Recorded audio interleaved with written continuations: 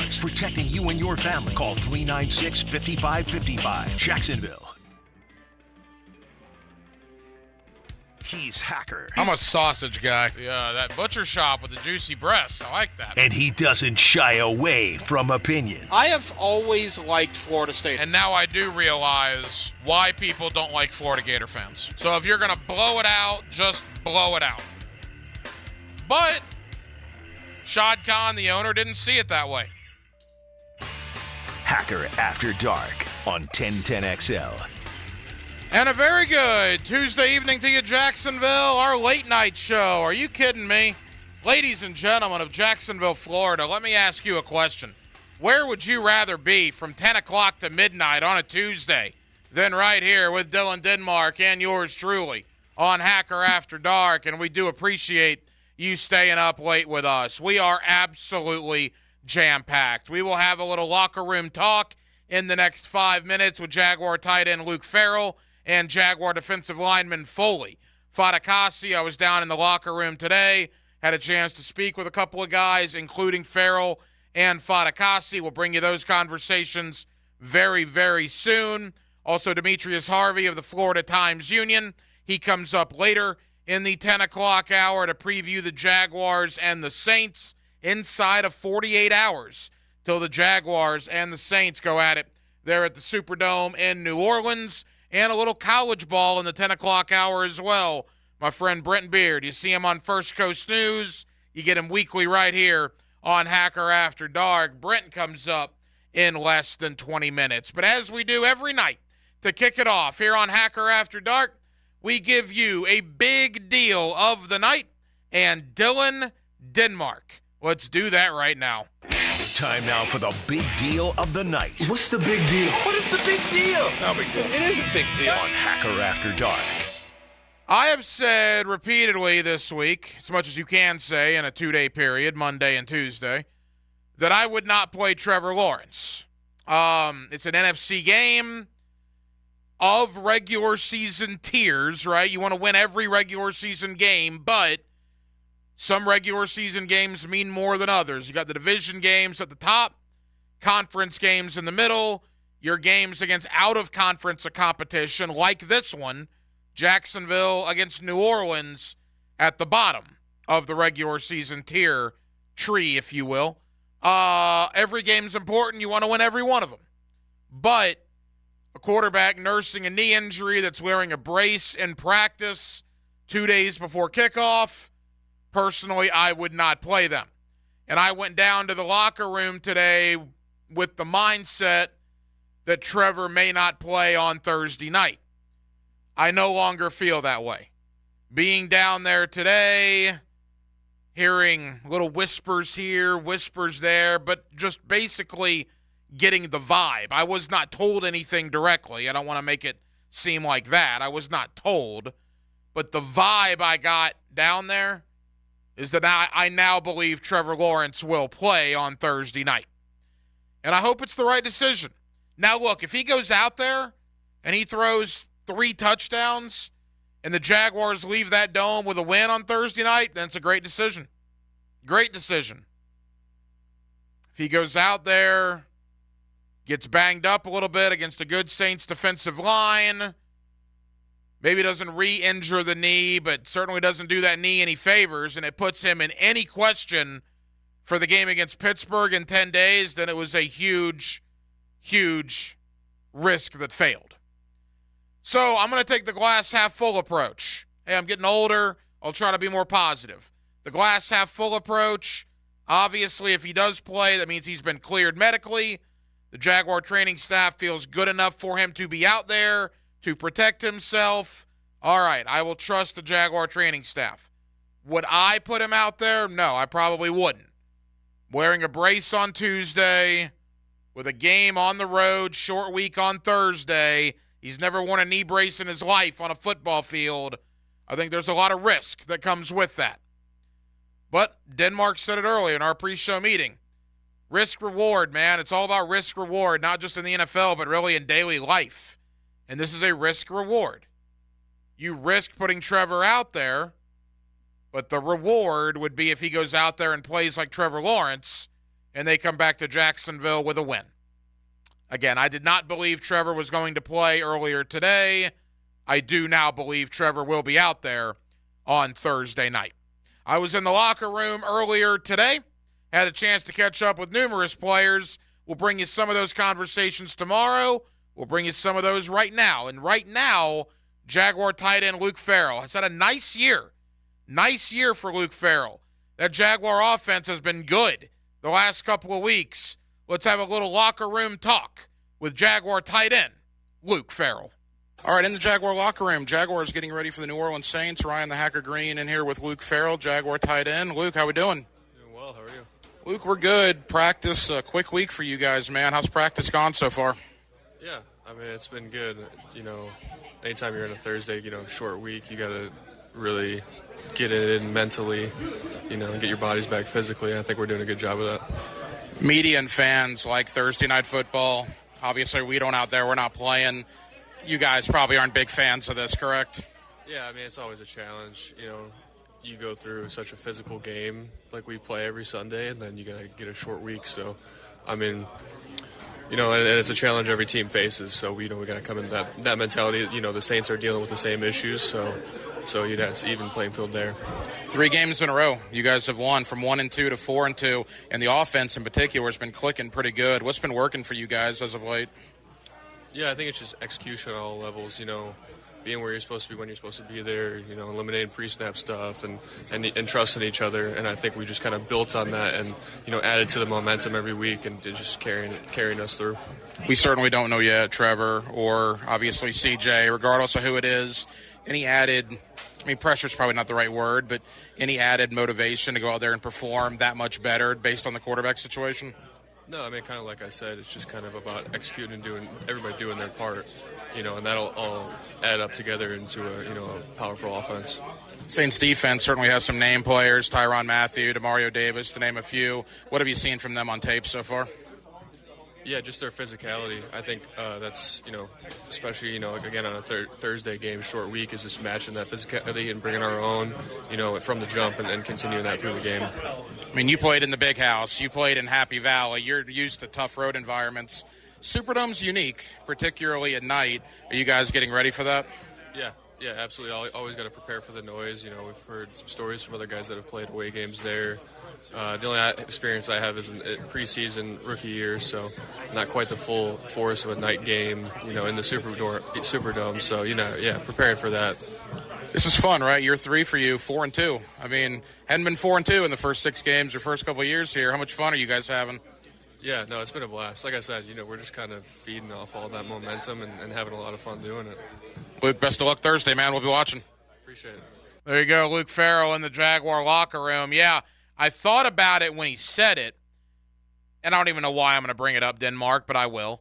That New Orleans game, that preseason game in 2021, that was the game where ETN had the Liz Frank injury. And I had forgot that they were in the Dome 2 years ago, and that was the game in the preseason where ETN got hurt and missed his entire rookie year. And interestingly enough, and I did not know this, now granted, the Jaguars do not play in the Superdome but once every 8 years, right? So they have not played that many times in New Orleans in the regular season, but the Jaguars have never won a regular season game in the Superdome. Got that from Brian Sexton last night here on Hacker After Dark. So crazy to think that the Jaguars approaching 30 years in the National Football League. There can't be many stadiums that they haven't won one game in. Apparently the Superdome is one of those stadiums they have not won a game in. They look to change that on Thursday. The Jaguar run defense has been sensational as of late. One of the big figures there is Foley Fatukasi in the middle of that Jaguar defense. I also had the opportunity earlier today, a little locker room talk with Jaguar defensive tackle Foley Fatukasi. In the Jaguar locker room, Jaguars getting ready for the Saints. We got Jaguar defensive lineman Foley Fatukasi. Foley, all right, on a plane tomorrow, getting ready for New Orleans, man. How's the short week been going? Pretty good. We're just we're sharpening some things, getting ready to go. Obviously, the run defense has been spectacular, quite frankly, the last couple of weeks, man. What's working so well for you guys? I think we're just gelling, being able to communicate with each other, and just everybody just knowing each other a little bit more, knowing where we got to go, what we got to do, and where we got to be. You're a veteran in this league. Short week, obviously. Media and fans like it. I'm sure you guys don't particularly care for it too much. What's your message to the young guys about getting their body right going into Thursday? Stay on top. It's just as simple as just staying on top of your bodies. Make sure that you hydrate, get your nutrition right, and more importantly, honestly, make sure you stay sharpened in your playbook because of how quick the turnaround is. Final moments, Saints offense. What have you seen from them on tape? Kamara, obviously Olave and Thomas. They got some weapons over there.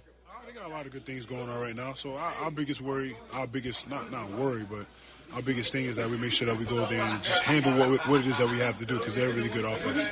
Final question, prime time. You're a veteran. You've been in a lot of primetime games, but the juices still get flowing a little bit when you know you're on in front of the country? I would be lying if I said it didn't, but at the end of the day, it's another game against another really good team, and I take it just as that. Keep the main thing. Foley, best of luck, man. We'll be watching. Thank you, man. Appreciate that. There you go, Foley Fatukasi in the Jaguar locker room. Yeah, the Jaguars, one of 3 primetime games, right? New Orleans on Thursday night. Then, of course, they have a couple here in Jacksonville. Monday Night Football against Cincinnati. Sunday Night Football against Baltimore later in the year. And we'll see if any games get flexed into prime time as the season goes on. So much more on the Jaguars and the Saints. Demetrius Harvey of the Florida Times-Union. He comes up in less than 30 minutes. Coming up next, a couple of big games in the world of college football this weekend. Florida State-Duke. You say, what? That's a 7:30 ABC primetime game. Saturday night, 5-1 Duke, 6-0 Florida State. That's a big one. Clemson, Miami. Is Miami going to go from 4-0 to, in the blink of an eye, 4-3? You also have Alabama, Tennessee. It's a nice little Saturday of college football. Let's talk about all of it with my friend Brenton Beard. You see him locally on First Coast News. You also get him weekly right here on Hacker After Dark. It's a Tuesday night in Jacksonville, Florida with Dylan Denmark. The Hacker Ryan Green with you here on 1010XL and 92.5 FM. He was one of the nicest guys in football. Now he's one of the nicest guys on 1010XL. Okay, yeah.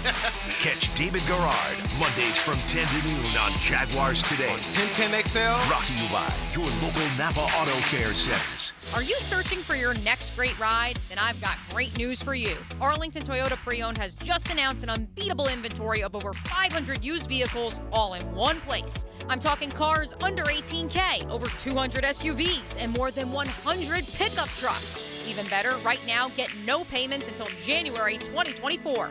Arlington Toyota Pre-Owned, 10939 Atlantic Boulevard, or online at arlingtontoyota.com. Visit arlingtontoyota.com/offer for full details. Are you ready for the ultimate happy hour experience? Look no further than Bellwether, downtown's undisputed champion of good times. It's Tuesday through Saturday from 4 to 7 p, with the exception on Friday when happy hour starts at 11 a.m. Rally the team and head over to Bellwether. The vibe is full and the food is unbeatable. Free parking after 6 p on weekdays and all weekend. Bellwether Restaurant, where great food and the best happy hour in town come together for an epic win. Want even more excitement on game day? It's time to get on Prize Picks, the best way to win big on fantasy sports. Here's how it works. Just pick 2 to 6 players and choose more or less on their stats. If you get them right, you can win up to 25 times your cash. It's quick and easy to make your picks, and with fast and safe deposits and withdrawals, Prize Picks is the place to play this season. Prize Picks has awesome weekly promotions, and they're the only daily fantasy platform with an injury insurance policy, keeping you in the game even if one of your players goes down. Sweat it out, watch your entry update in real time, and continue the fun by making picks on second half and fourth quarter stats. Take your game day experience to the next level with Prize Picks. Right now, when you go to prizepicks.com/1010XL and use code 1010XL, Prize Picks is matching your first deposit up to $100. prizepicks.com/1010XL with code 1010XL for a 100% deposit match. Prize Picks, daily fantasy sports made easy. Time now for a medical recap. A health and wellness tip from Jaguars head team physician Dr. Kevin Kaplan. Regular strength training is key to maintaining muscle mass. Like muscle building, you need to stress the muscle to maintain strength. This means lifting enough weight and doing enough reps to the point where it's too hard to do one more. Yoga and Pilates are also lower impact muscle building workouts that help maintain lean body mass and improve flexibility. Let's get moving, Jacksonville. judge has a gavel, I've got a hammer. I'm Hayes Carlion. It's Hammer Time with Hayes. Weekdays on the Frangie Show on 1010XL. Brought to you by Golden Hammer Roofing and Gutters, the golden standard in roofing. Are you drowning in credit card debt? Want to get cash out of your home's equity? Loan Pronto can now do it in less than a week. Hey, it's Prosser here, and that's right. Loan Pronto's Equity Express line of credit just got even faster. You can get $50,000, $100,000, or even $200,000 in as little as 5 days. And you don't even have to touch your primary mortgage, so you can keep that 3% rate intact. Just get the money you need and pay off all those credit cards, or get that home improvement project started. With this revolutionary program, you can access up to 90% of your home's value, and in most cases, there's no appraisal. Stop paying insane interest rates to the credit card companies and get tens or even hundreds of thousands in cash in as little as 5 days. Call Loan Pronto now for the even faster Equity Express line. 904-999-1508. LoanPronto.com or 904-999-1508. That's 904-999-1508. Equal housing lender, NMLS 1661781, subject to lender approval. Men, if you're struggling with erectile dysfunction or PE, the medical providers at Prime Men's Medical Center offer breakthrough treatments that eliminate problems in the bedroom without pain or surgery. Listen to a specialist in men's health. I'm Dr. Simovitz. Prime Men's Medical Center offers the most advanced treatments to eliminate ED and PE. 98% of men experience instant results on their first office visit. They're even lasting 90 minutes or longer, regardless of age or medical history. Don't just take our word for it. Call Prime Men's Medical Center now for our limited time offer. Your initial consultation and first treatment are completely free. You'll see instant results right in the office. You'll even get a gift that enhances your performance in the bedroom. All this, worth hundreds of dollars, is free if you call now. 904-664-8217. 904-664-8217. That's 904-664-8217. Allentown Mortgage gives you both a fast online application process and an expert mortgage advisor to get you the best mortgage at the most competitive rate in the nation. You can be a number at a big box bank and spend weeks filling out paperwork, or call Allentown Mortgage. Eric summed it up in his 5-star Google review. Allentown knows the mortgage industry. When the big boxes say no, they say yes. The whole process went very smoothly. Get the mortgage experience you want. Go to allentownmortgage.com. That's allentownmortgage.com. NMLS number 103917, 4810 Executive Park, Jacksonville. 1010XL is presented by Farah and Farah, the official personal injury law firm of the Jaguars. Protecting you and your family. Call 396-5555, Jacksonville. Let's ring up another guest on the All-Pro Roofing phone line. Back here on 1010XL at 92.5 FM in the city of Jacksonville. It is a Tuesday evening, and we are glad you are with us. Boy, what a win for the Florida Gators on Saturday against South Carolina, and a couple of big ones coming up this weekend for both Miami and Florida State. With all that being said, let me welcome in my friend Brent Beard. You see him locally on First Coast News, and you also get him weekly right here on Hacker After Dark. Mr. Beard, how are you, my friend? Well, I'm doing well. It's nice to be back, and again, much happening with the teams that we cover in the SEC and the ACC, and I won't spend any time on it, but I do want to encourage our listeners and viewers to be aware that we have games now on Tuesday and Wednesday and Thursday and Friday for college football. My stars, Hack, when you and I were growing up, we would have given anything, wouldn't we, to have had games on more than just Saturday and Thursday. So I encourage our folks to take these games in. You get a chance to look at teams and coaches that you normally would, and frankly, there's some pretty good games. Yeah, and it's a great way for, I guess, the group of 5 conferences to get a little national TV exposure away from all the big boys. So I think it's a win-win for everybody involved.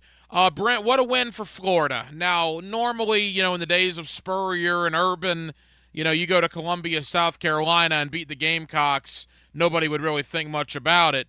That's no longer the case. I thought Saturday, the way it happened, down 10, 6 minutes to go, converting fourth downs, getting a key stop on defense, and finding a way to win that game at a very hostile Williams-Brice Stadium.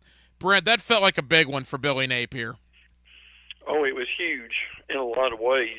Now, look, we're not dealing with a team in South Carolina that is as good as an Ohio State or someone like that.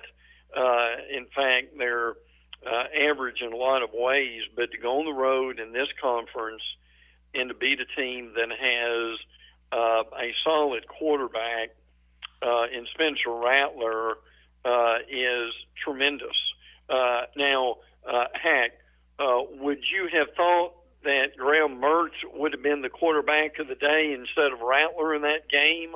I'd love to see a show of hands from folks who did. Florida had 16 explosive plays. Half of them came in the fourth quarter. You learn to win. That's what they're doing. Mertz really grew up a lot in that game. Now they've got a lot they've got to do, but again, when you've got Mertz playing well, when Florida's able to run the ball, Will Smack has become one of the better kickers anywhere. The defense actually played well on the road instead of just at home. And to get that win and now be one away from bowl eligibility, I think is humongous for Florida. Well, I think Gator Nation might owe Graham Mertz a little bit of an apology, and I'll lead the charge there. I was very lukewarm on him coming into the year, and I got to tell you, Brent, I mean, is he a Heisman finalist? Of course not, but people made him out to be the worst thing on planet Earth. Yeah. I think he has far surpassed expectation. He really has. And, I mean, look, when you throw for 423 yards and you're 30 of 48, now that's probably he had to throw because they were behind. I still think they're a better team when they use the formula they used to beat Tennessee, which is run twice as much as they throw. But now you can really appreciate what Mertz has done. He's averaged 7.4 yards per attempt in games against Power 5 teams, which is absolutely important too. So, but I mean, just to be able to come down, one of the neatest things that I've seen was the comparison of, you remember the pass to Chris Doering in the Kentucky game that basically made Mick Hubert a star. Well, they had the radio call of the touchdown pass, and you can do this on Twitter. Now, your son can probably do it. I don't know if you and I could do it in technology this day and age, but I just thought that was neat to be able to see, and again, making progress and inching along here is important. And, heck, I'll add this to Graham Mertz. How many people are surprised that Ricky Pearsall, who caught 10 passes for 166 yards, he's growing up before our eyes too, is he not? And frankly, becoming one of the more reliable receivers in the league. There's no question about it. And I want to go quick here because Florida's off this week. We'll spend a lot more time on them next week before the cocktail party. But Brent, 5-2 at the bye. Gator fans, I believe, would have taken that in a heartbeat 2 months ago. Absolutely. I mean, if you, and I understand the last 5 games are very tough. And again, we'll focus more on that next week. But for the here and now, 7 games in, I don't know one Gator fan that would not have taken 5-2 before the year. They would have signed a contract at the beginning of the season for it, no doubt. It was a great start for Billy Napier and a great win. And that Ricky Pearsall catch, the Sean Kelly call, I saw that, and it was a great comparison. And maybe it'll have some of the effect that 93 win did against Kentucky for these 23 Florida Gators there as the season continues. All right, Brent Beard, First Coast News. You also get him weekly right here on Hacker After Dark. Georgia's also on a bye, but let's touch upon the big story earlier this week. Brock Bowers appears to be out for a considerable period of time. Some are saying the season, Some are saying maybe the SEC championship game, but regardless, he's not playing in the cocktail party. Brent, Georgia's still the better team, but without Brock Bowers, that might give the Gators a puncher's chance next week. Brock Bowers was playing well enough to be considered a Heisman candidate. I get all the quarterback hype that goes along with it, but as far as an all-around football player, I'm not sure there's a better one, frankly, in the nation. I had a Georgia beat writer tell me if they really ever got in trouble and they could not run the ball, that they would just put Bowers either in the shotgun or just hand him the ball 3 times. And I understand that. Now, look, not all is lost with this. Oscar Delp, Lawson Lucky, Pierce Sperling III, these are capable tight ends. Are they Bowers? No, they're not. But Georgia can still win.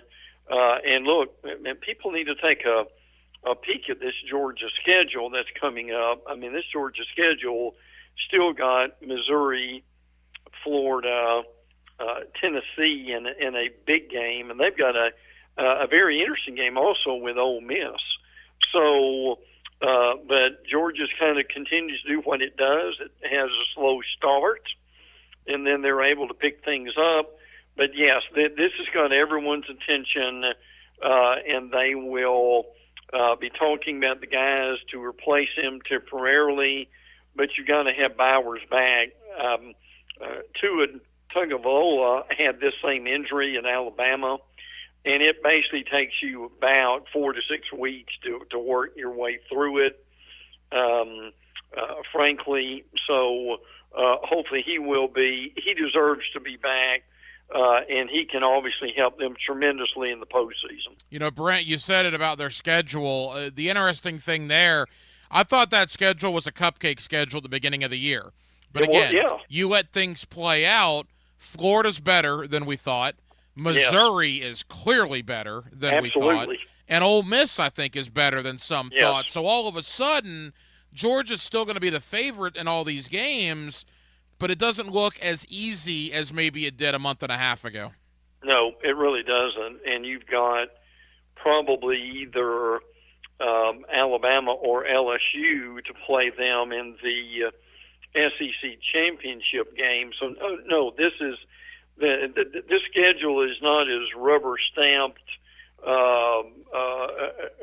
easy wins down the stretch as we thought it would be, frankly. And look, Hank, you go on the road against some of these teams a little further north or out west in the SEC in November, and you really don't know what you're going to get, do you? No, you don't. And heck, for that matter, Georgia Tech is not as bad as we thought. Right. So all these games for Georgia may be a little more interesting than they were 2 months ago. Brent Beard, First Coast News. You also get him weekly here on Hacker After Dark. That brings us to Miami. We'll end with Florida State. As far as Miami goes, boy, 4-0 seems like a long time ago.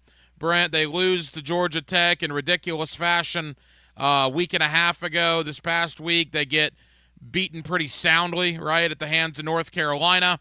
Now, all of a sudden, Clemson, 4-0 could turn into 4-3 pretty quickly. And if it does, Mario Cristobal is going to be facing some noise, I think, from Hurricane fans. Yeah, he really is. They're still mad at him for the debacle in the Georgia Tech game, but you've got to let some of that go and move on with the season. How about these numbers, though? Mario Cristobal in 18 games, he's 9-9, 3-6 in the ACC, and 0-5 at home in ACC play. Hack. That's disturbing. Tyler Van Dyke was hurt in the North Carolina game. I think that may be a day-to-day issue too with this. And by the way, do you remember the name Tez Walker, that the North Carolina wide receiver that the NCAA finally decided to allow him to play? Well, you kind of wonder why. That was cleared up in the Miami game. Tez Walker had 5 catches, 125 yards, and 3 touchdowns. So, heck, is it any wonder North Carolina did not give up on getting this kid a chance to play? No, there's no question. He's a good player. And this is a big game for Clemson, too. I mean, both of these teams are 4-2.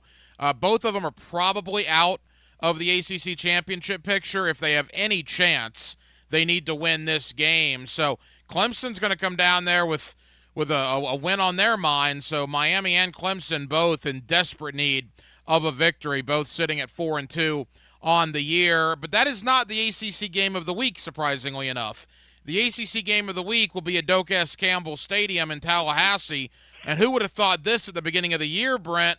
Saturday night prime time, ABC, the 5-1 Duke Blue Devils, the 6-0 Florida State Seminoles. Duke, one of the biggest surprises in college football. What an atmosphere that should be at Doak Campbell Stadium on Saturday night.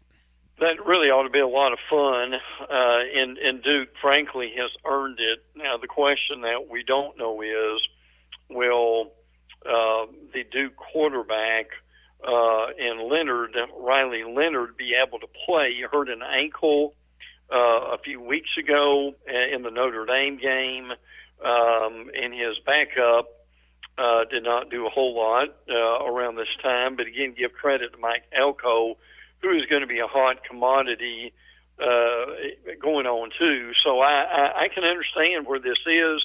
Now, the reason this game is important is Duke is 5-1, and the remainder of the schedule.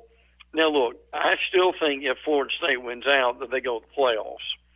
But you've got Wake Forest at 3-3, Pitt at 2-4. They've got Miami at 4-2, and that could be much worse by the time they play each other. UNA, where is North Alabama, where my brother hails from right now, and Florida right now at 5-2. So, Hank, my point I'm making here is this is an important game because it's one of the lone ranked teams. Not saying some of this would change by the time they play some of these teams. So it is important. But again, Florida State it continues to play well. The defense has played well the last 3 games, allowing only 24 points. So that has been impressive. And by the way, Hack, is there anything that Keon Coleman can't do? If he has to be, if there's an award for this, and there should be at some point, but Coleman really does about everything. 9 catches, 140 yards. That's a pretty good day's work, is it not? Yeah, there's no question about it. Keon Coleman's a stud. And one final thought on this game. I want to end with Tennessee-Alabama quickly, but to Duke, Riley Leonard gets all the headlines, as he should, as the quarterback, so we'll see what his availability is as the week goes on. That Duke defense, Brent, is pretty good, man. I mean, you look at what Notre Dame did to Southern Cal last week.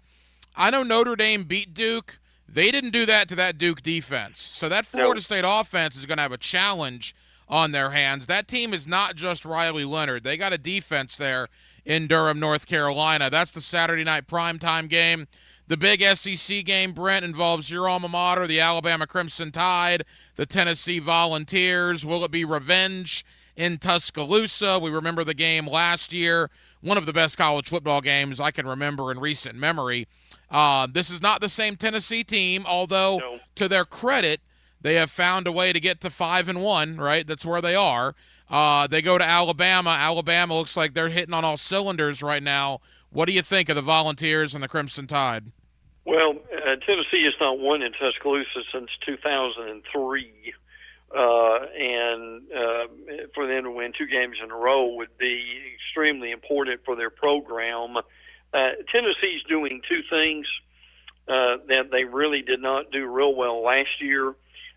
Is they're among the leaders in tackles for loss in the nation, and James Pierce, Aaron Beasley, and Tyler Barron had played well. We thought at the beginning of the year Tennessee was never going to do anything till they got a better defense. Well, they've got a better defense.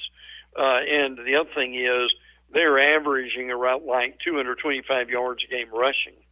So that's much better than when they were. Now, the problem here is you've got two very, and honestly to say this, average quarterbacks. Joe Milton, frankly, has been a real disappointment. Tennessee fans are yelling and screaming for Nico Lamaliva, their five-star backup, to come in and start playing, but that's not happening yet. Heck, you've seen Milroe. He was tremendous in the first half against Arkansas, and then they go to the second half, and in the third quarter, at one point, he's one of 9. So you never really know what you're going to get. By the way, Nick Saban won his 200th game as Alabama head coach.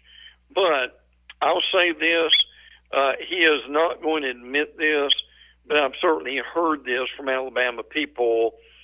This is a game that Alabama will be focused to play, and this is a game that Saban wants to win very badly. So when that is, when you're thinking about this game, you've got to keep that in mind. But look, with these two defenses, heck, I think this thing's 17-16 or 21-20. Which would be a far cry from where we were last year when neither defense could stop the opposing offense. I agree. And, even with Florida and Georgia being off this week, still some pretty good games. And, of course, the big national game up in the Big Ten there with Penn State and Ohio State. You get Brent Beard every week here on Hacker After Dark. You also see him on First Coast News. Brent, next week, the cocktail party returns to Jacksonville. All of a sudden, a lot is on the line. That'll be a lot of fun, and we'll preview it in 7 days, my friend. Thank you. My pleasure, Hank. And again, I've said every year that it's the most important event that happens in this city, hoping and praying we can keep the game. I know that's outside the field of play, but it is always a huge, huge week with us, and it's always been – I've been talking to a lot of Gator clubs lately and continue to do that, Hank. So their mood, shall we say, is getting a lot better as of late. Yeah, leave us with this. We got 30 seconds. You're speaking to the Jacksonville Gator Club, right? I am. Tomorrow? Yeah, I'm speaking to them this week and looking forward to that. And also in November, and we'll talk about this as it gets closer, speaking to the St. Augustine Gator Club. So, look, one thing's for sure, when regardless of who it is, Florida State, Miami, or Georgia, when those schools are winning, the booster clubs get a real shot in the arm, excuse the pun. Yeah, no question. Brent, enjoyed it, my friend. We'll do it again next week. Look forward to it, pal. Take care. There you go. Brent Beard here with us every week here on Hacker After Dark. I've known that guy for over 21 years, 3 different radio stations. Love talking college ball with my friend Brent Beard. We'll do more college football coming up in about 20 minutes. Jacob Rudner, 247sports.com, Swamp247 down in Gainesville, as we will take a look at the first 7 games for the Florida Gators, 5-2 heading into the bye, and, of course, a very tough second half beginning with Georgia a week from Saturday. But before we get there, back into the world of the National Football League, Demetrius Harvey of the Florida Times-Union. Let's talk Jaguars. Let's talk Saints. Let's talk injuries with Demetrius Harvey next. Tuesday night, Jacksonville, Florida. Hacker After Dark right here on 1010XL and 92.5 FM. It's an epic adventure. I don't believe you. Would you believe 24 Delta Force commandos? No. Go behind enemy lines with Jags beat reporter Hayes Carline. How about Chuck Norris with a BB gun? Brought to you by Pella Windows and Doors on 1010XL. At the First Coast YMCA, you'll find much more than just a gym. We offer many ways to help you be active, reach weight loss goals, and find your inner strength while you connect with your community. Family memberships at the Y include unlimited group exercise classes, childcare while you work out, and youth sports participation. It's easy to join the Y and affordable for all.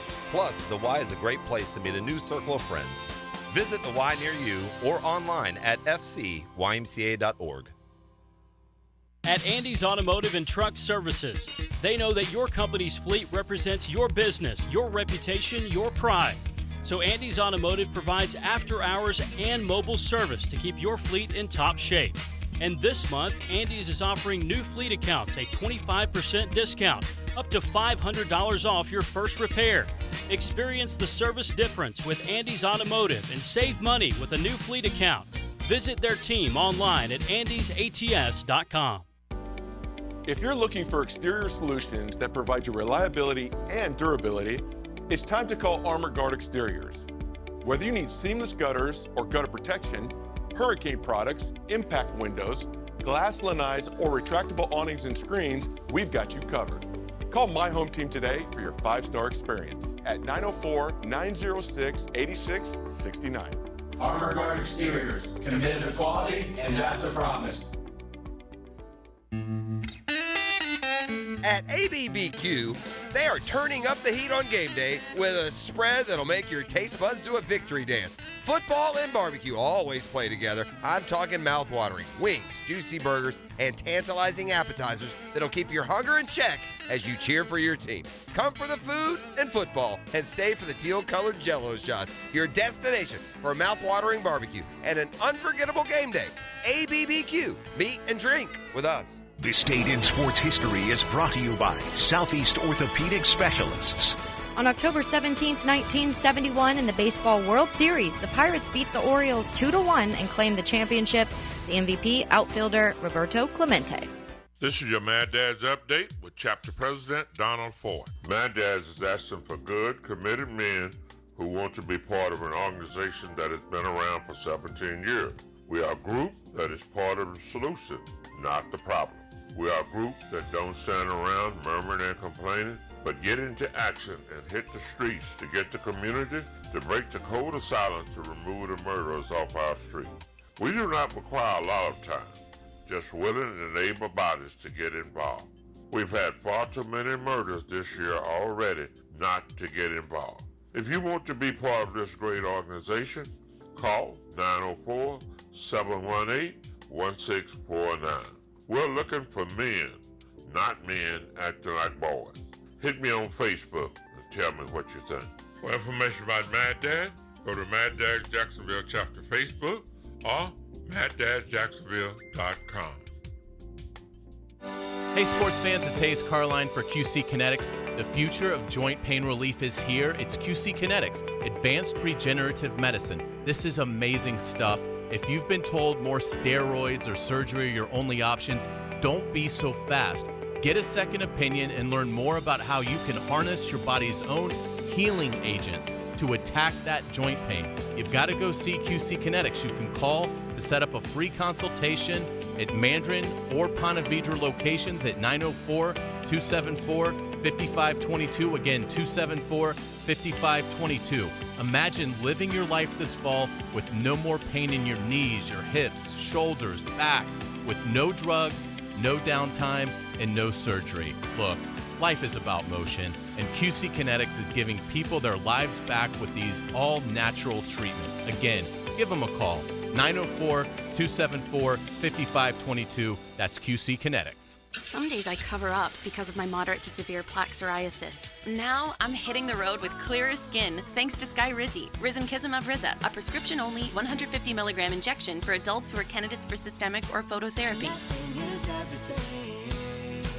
With Skyrizi, 3 out of 4 people achieved 90% clearer skin at 4 months. And Skyrizi is just 4 doses a year after 2 starter doses. Don't use if allergic to Skyrizi. Serious allergic reactions and an increased risk of infections or a lower ability to fight them may occur. Before treatment, your doctor should check for infection and tuberculosis. Tell your doctor if you have an infection or symptoms such as fever, sweats, chills, muscle aches, or cough, or if you plan to or recently received a vaccine. Thanks to Skyrizi, there's nothing on my skin, and that means everything. Ask Ask your doctor today about Skyrizi, the #1 dermatologist-prescribed biologic in psoriasis, and visit skyrizi.com or call 1-866-SKY-RIZZI to learn more. 1010XL is presented by Farah and Farah, the official personal injury law firm of the Jaguars, protecting you and your family. Call 396-5555, Jacksonville. Let's ring up another guest on the All-Pro Roofing phone line. Back here on 1010XL and 92.5 FM in the city of Jacksonville, we are glad you are with us. The Jaguars and the Saints, Thursday night, 8 o'clock. Of course, you'll hear the game right here on 1010XL as the Jaguars, winners of 3 in a row, now sit at 4-2 on the year. Let's preview New Orleans. Let's look back on Indianapolis with Demetrius Harvey of the Florida Times-Union. He's always kind enough to join us here on 1010XL in Jacksonville. Demetrius, how you doing, man? I'm doing all right. How about yourself? Hey, Demetrius, we're good. Thank you for the time. And all right, a lot of things to get to with you, but let's start with a little recap of Indianapolis. Great performance, right, in the first, I guess, 2.5 quarters. The last quarter and a half left a little bit to be desired, but at the end of the day, a 17-point win against a division rival, you got to be pretty happy with that. Yeah, I mean, I thought it was fantastic. I thought, obviously through the 2.5 quarters, you're right, they kind of slowed down. I think it was sort of one of those things where it's a young team. Finishing games hasn't necessarily been what they've had to do. Last year, every win, it seemed like, was a come from behind victory, a last minute, they finally, they got over on them. So kind of slowed it down a little bit in the Colts game because I just think it's because they're not used to sort of being up that big and having such cruise control going on. But, they finished the game. I thought that it was a fantastic showing. It was exactly what you wanted to see after coming back 10 days in London. The big question was, where will there be not only jet lag and the natural physical things, but just psychologically, you're away from everything for 10 days. It's almost like it's like a half, vacation, but not vacation, half business trip, that you try to make it all work. And it just mentally, it was tough for them to come back, but they came back and they did pretty well. And, I thought that game sort of showed where they are as a team or at least where they're headed. Demetrius, obviously offense sells tickets. We'll get to them in a moment. But this defense, man, Andre Cisco and Darius Williams, we need to start having Pro Bowl conversations for those guys. Oluwakin, again, is just tackling everything in his path. And Josh Allen, 7 sacks in 6 games. That dude is going to get paid at the end of the year. I mean, what a job. Now, I know Indy got some garbage yards and points late, but this defense has been pretty fantastic the last couple weeks. They've been lights out in terms of surpassing expectation. They've surpassed all of mine. I thought coming in, this defense would be pretty solid. I thought that, they have a second year under Mike Caldwell. It's going to look cleaner than it would have, last year when they were just kind of fresh and new. But I wasn't expecting it to be this fast in terms of, the 15 turnovers forced. It seemed like every offense besides the Texans, have struggled against this defense. I thought that it looks like the Texans more and more as the weeks go by is sort of an outlier week. They've been playing really well. Josh Allen, I think, has been one of the best players on the team. I don't think that can be disputed. He's had 7 sacks. You can sort of discount maybe 2 of them from that first game against the Colts, and then you can add another one in. I thought, that Buffalo Bills game where he was called for the roughing the passer, but it really wasn't something that should have been called probably. So, he's been doing fantastic. Andre Cisco is another guy that I came in with super high expectations, did a whole feature on him. He's just a player that seemed to be always around the football. It seems like he's excelled and sort of added a little bit more to his game. And, Darius Williams is another guy who came in last year. Everybody had high expectations, played in the slot, then moved him back outside to his natural position. Now he's, 3 interceptions back-to-back weeks. It's fantastic. It's just something, obviously a testament to what Mike Caldwell sort of has going on. Demetrius Harvey of the Florida Times-Union. To the offense, Demetrius, it's weird, man. The offensive numbers, and I'm a fantasy football guy, maybe I'm too much of a stats guy. The offensive numbers were not great on Sunday, right? Your leading receiver had 49 yards. ETN had 55 yards out of the backfield. And yet you look at the end of the day, and they had 37 points. I mean, how did that happen? Yeah, I mean, part of it is field position. You know, they were starting in pretty good field position most of the game. 4 turnovers will do that. You know, they were able to get a quick touchdown off of one turnover, another touchdown off of another turnover, and then 3 points off of one. So, you know, those are 17 points there that probably started in pretty good field position for the Jaguars. So you're not going to see obviously those huge numbers in terms of yardage. Now, I will say in that, you know, sort of midway through the third, into the fourth quarter kind of thing, I think they had negative yards in the fourth quarter.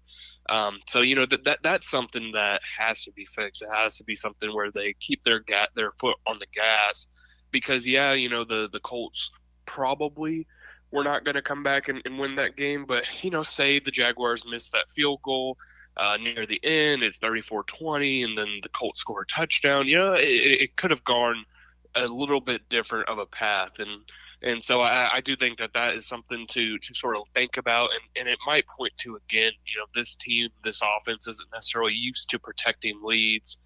They're not built to protect the lead as well as they could be, you know, with that left guard position sort of in a weird flux. So yeah, I wasn't too surprised, but it definitely is something you have to think about moving forward. All right, the Jaguars left the game banged up. There's no question about it. We'll get to Trevor in a moment. He's clearly the biggest one. But, I mean, if you make a list of the top, you know, 15 Jaguars, I mean, I would imagine Walker Little, Brandon Sheriff, Tyson Campbell, all might be on that list. Zay Jones probably on there as well, and all those guys are in question for Thursday night. I guess we know the answer to Tyson. He's essentially out, what Doug Peterson said earlier in the week. Where are we with Walker Little, with Zay Jones, with Brandon Sheriff going into Thursday? Yeah, well, Walker Little, you know, that MCL sprain, that's something that I don't think is going to let him play until maybe, you know, at best the Steelers game. Perhaps, you know, you bring him in to the bye week to give him even more rest and sort of play him coming out of that week against the 49ers. But, you know, he's a guy that I just don't see him playing in this game. You know, that turf, I feel like it's a knee, you know, a situation where it could impact the knees. The same goes for Zay Jones. You know, he might be more of a go for the Steelers game, but even still, I just can't see him suiting up in this one. And then Brandon Sheriff is interesting. He had a high ankle sprain week 1 against the Colts, came back into that game, didn't miss a single game afterward. And then he obviously got another ankle sprain. I don't remember if it's the same ankle or the same injury or whatever it may be, but, you know, he's a trooper is my point. And so if there's anybody who's going to play when they look like they probably shouldn't or probably can't, it's probably going to be him. So out of all 3 of those guys, you know, I think Brandon Sheriff is probably the most likely to go, with Zay Jones and Walker Little probably out. Demetrius Harvey of the Florida Times-Union. Yeah, if I'm in an alley fight somewhere, I'd want Brandon Sheriff on my side. That is one tough dude. That gets us to Trevor Lawrence. It's an interesting dilemma that the Jaguars have, and we've spent a lot of time on this on my show. I know you've probably been talking a lot about it with your colleagues there at the Times-Union. It's a regular season game. You do not want to, you know, throw a regular season game. You want to win as many as you can. But at the end of the day, Demetrius, it's an NFC game on the road. It's your third game in 12 days, your third different time zone. Trevor with the knee after what happened on Sunday. If there's ever a game that you wouldn't mind Trevor Lawrence to miss, it might be this one, man. I mean, where are you with that? Yeah, no, I completely agree. I mean, this is the game that you would want him to miss, if any. You don't want him to miss any game, but, you know, if you had to choose this against the NFC opponent, the only way this is going to be coming down to a tiebreaker is if it's common opponents, and that's sort of tricky, and it never gets to that. So I just think that this would be the game for him to miss. But I will say, you know, heading into yesterday, I thought that, you know, there's a pretty good chance he's going to play. He looked like he was fine walking around.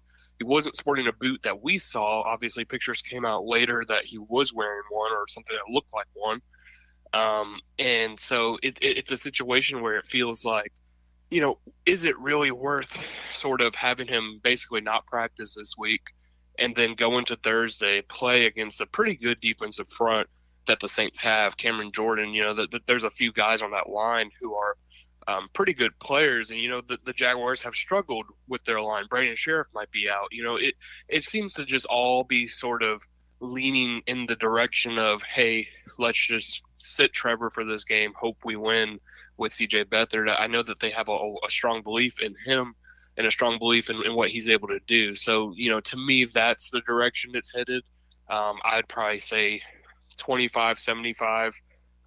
He doesn't play, or he does plays, and so it's just a weird situation, and I just can't see them rushing him back, if that makes sense. No, I completely agree with you. Again, wrapping things up with Demetrius Harvey. The funny thing is, though, like last night, Ian Rappaport goes on NFL Network, and it didn't seem like that big a deal.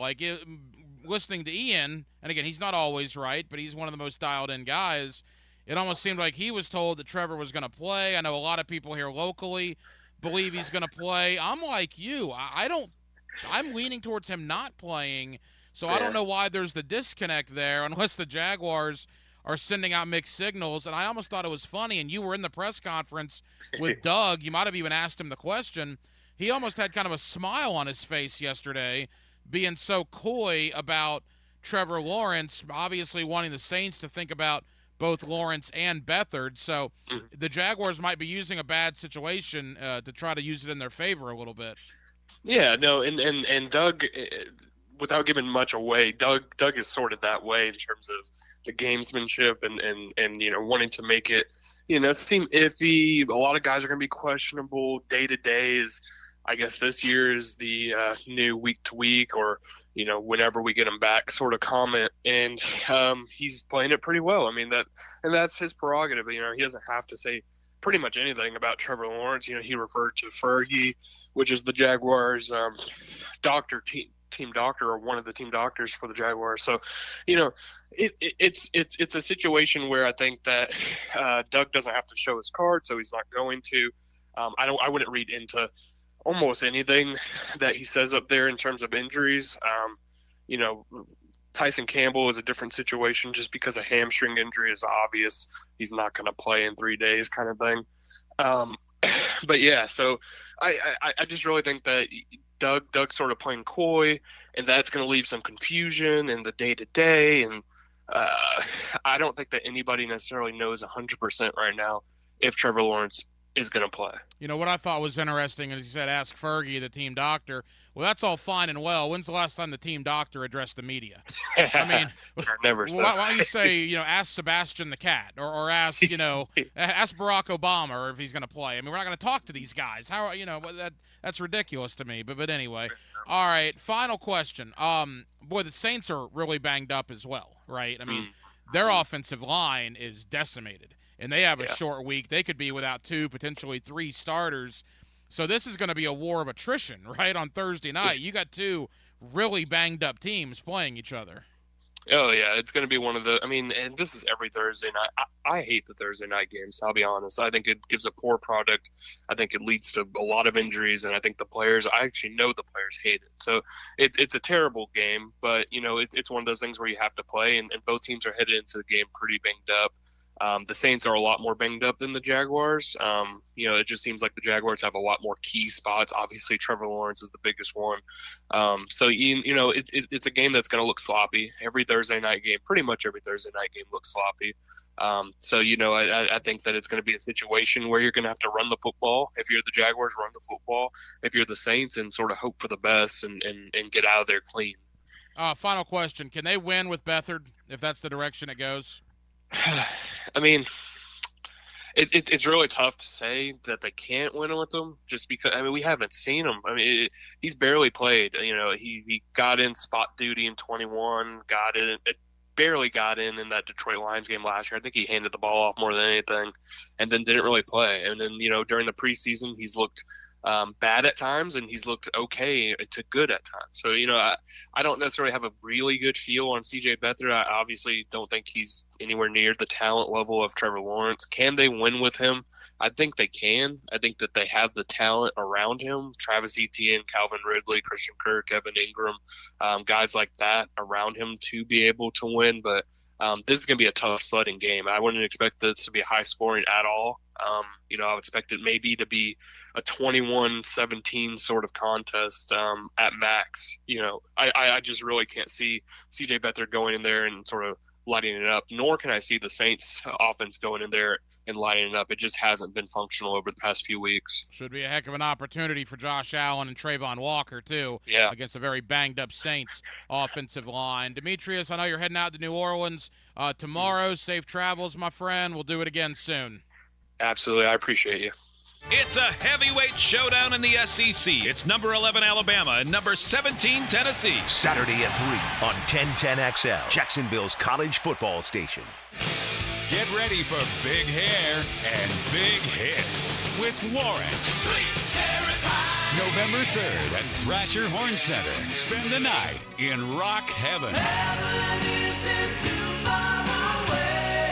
Warrant, featuring 4 original members finely tuned in tip-top musical form. Warrant, playing the hits. See Warrant at Thrasher Horn Center. Get your tickets now. Want to be up close and personal with the Jaguars as they take the field? Here's your chance to be in the shadows, outside the Jaguars locker room, now called the Vault. Enter today at jaguars.com/shadows. One winner and a guest for every home game at Everbank Stadium. No purchase to enter or win. Must be 18 or older and a legal resident of Florida or Georgia. Promotion period 9/5/23 through 12/15/23. For official rules and complete details, visit jaguars.com. Sponsored by Jacksonville Jaguars, LLC. Hi, this is Dave Barker. Want to grow your hair back?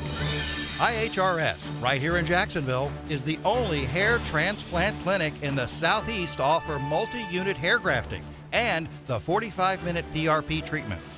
Grow your hair back. Call now for a free in-person evaluation. 904-777-IHRS, 904-777-4477, or visit hairforme.com. Do you love sports? Do you also love wings? Enjoy the best wings in Jacksonville in Miramar, Mandarin, and Oakleaf at Players Grill. Watch your favorite teams and enjoy burgers, pizza, salads, and of course, wings. Players Grill, where the neighborhood meets. Here's your 1010XL First Coast Community Calendar. To play golf and pickleball while helping local charities at the Mormons Miracle Foundation Tournaments, Auction, and VIP Party October 20th, call 783-1878. To learn more about the Jericho School Golf Tournament and silent auction at Blue Sky Golf Club October 21st, visit thejerichoschool.org. Make a difference on the golf course, playing one of the best tournaments, and help make Jacksonville a safer place to live and raise our families. The First Coast Crime Stoppers Golf Tournament is October 23rd at Amelia River Club. Call 398-5883. The Knights of Columbus 5535 Annual Golf Tournament is November 6th at Glen Kernan Country Club. To find out how to play or sponsor, call 249-5535. To walk in the Leukemia and Lymphoma Society Light the Night Walk on November 16th at UNF. Register at lightthenight.org.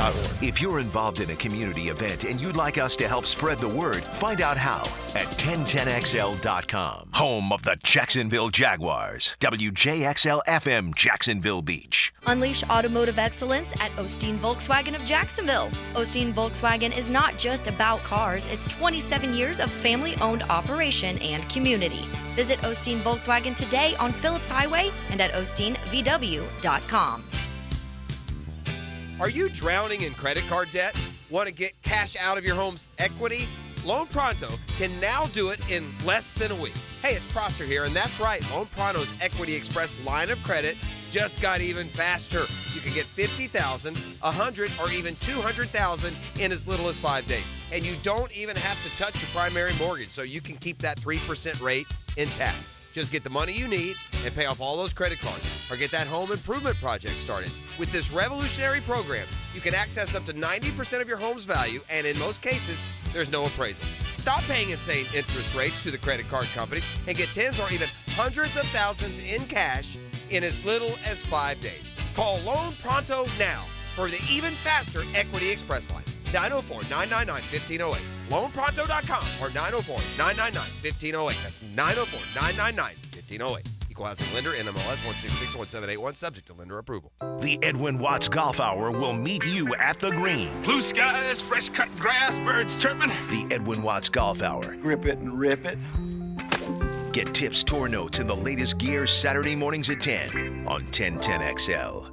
Men suffering from ED or PE, you'll see instant results on your first visit at Prime Men's Medical Center. For a limited time, your initial consultation and first treatment are totally free. You'll even get a gift that enhances performance in the bedroom. Call 904-664-8217. Hey, Matt Hayes here. Expert Automotive is now open at our brand new state-of-the-art facility on St. John's Bluff Road. As always, every repair comes with a lifetime service repair warranty. Come celebrate our grand reopening by getting a free AC inspection, $50 off any repair, $199 brake specials, and free diagnostics all month long. Call 374-3373 or visit us at our new location at 2190 St. John's Bluff Road. Expert Automotive. We never sell greed, only what you need. 1010XL is presented by Farah & Farah, the official personal injury law firm of the Jaguars. Protecting you and your family. Call 396-5555. Jacksonville. Let's ring up another guest on the All-Pro Roofing phone line. Back here on 1010XL and 92.5 FM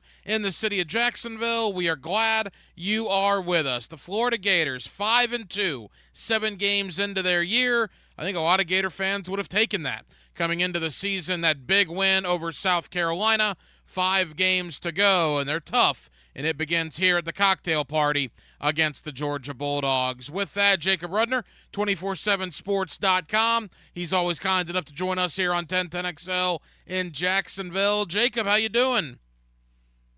I'm good, Ryan. How are you? It's always a pleasure. Hey, Jacob, we're good, man. Thank you for the time. And all right, that Florida-South Carolina game, boy, the Gators lose that a lot as of late. They lose games like that.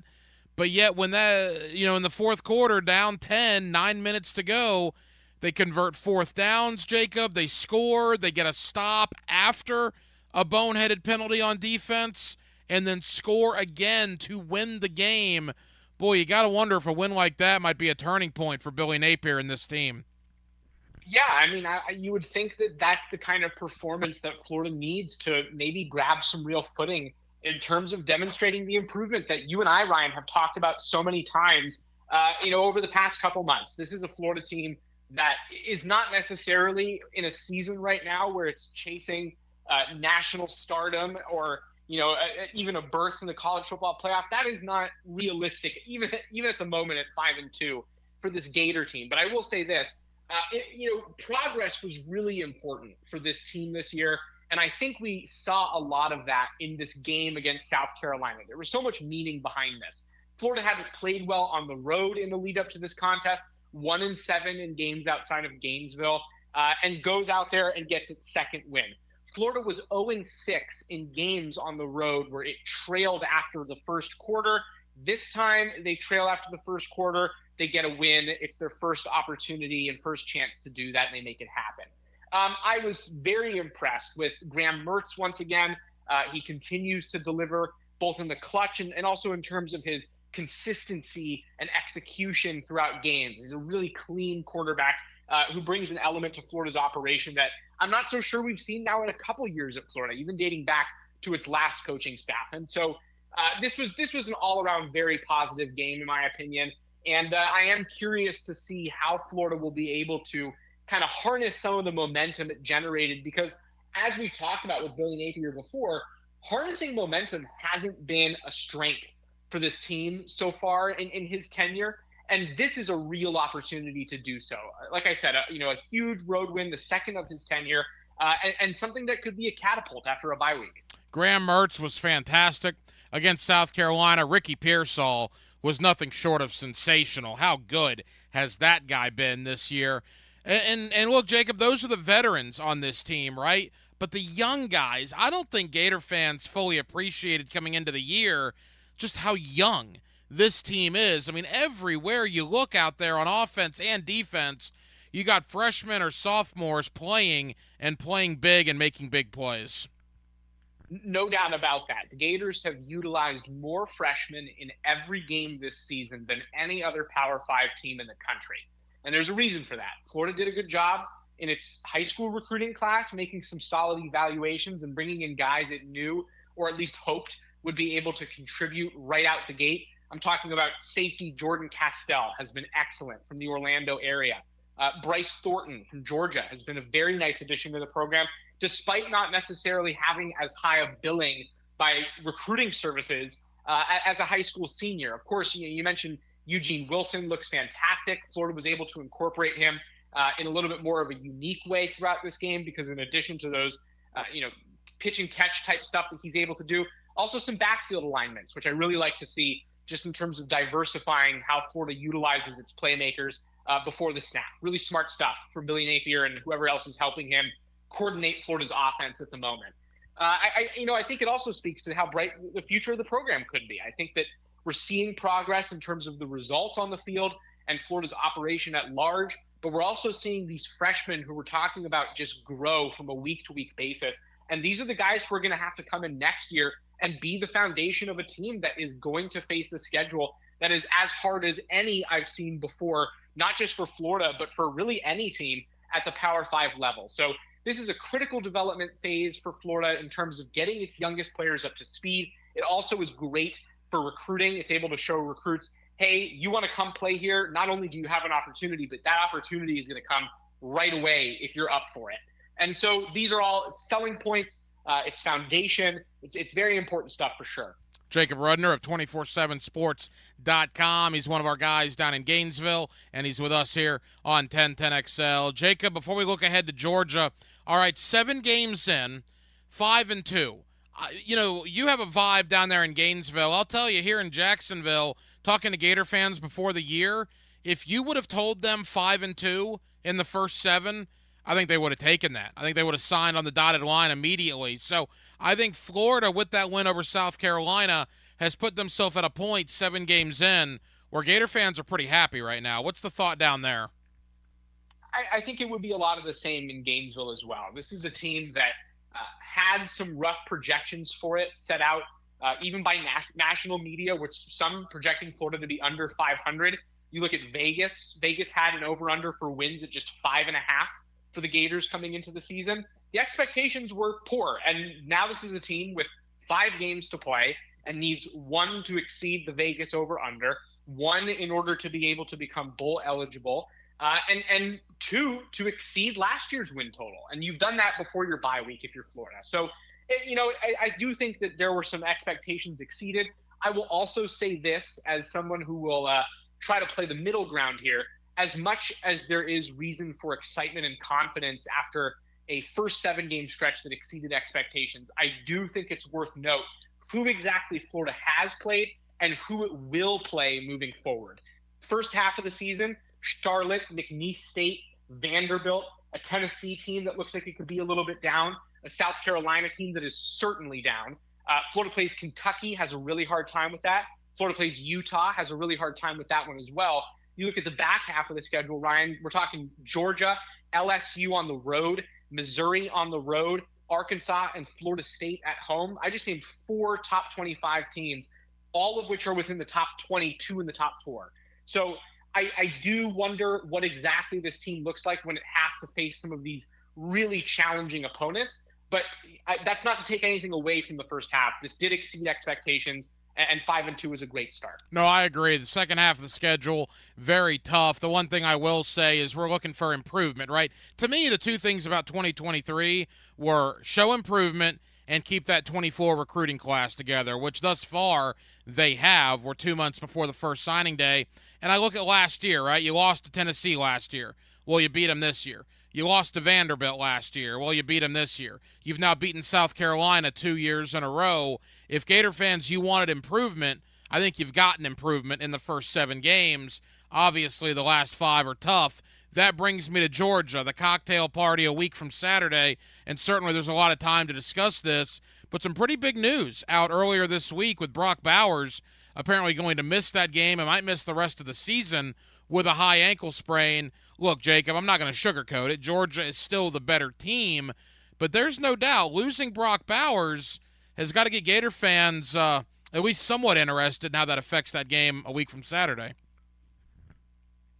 Certainly. I mean, anytime a team loses its best player, it's going to have a potentially significant impact on that team. Now, let's not undersell what Georgia is. I think that it's important for Florida fans to hear this is a great Georgia team. This is a Georgia team with an elite defense. It's a Georgia team that's capable of putting up points without Brock Bowers, certainly. We have seen Florida's defense as recently as this past weekend at South Carolina have some struggles with things like tackling and keeping what I would chalk up to be lesser offenses off the board.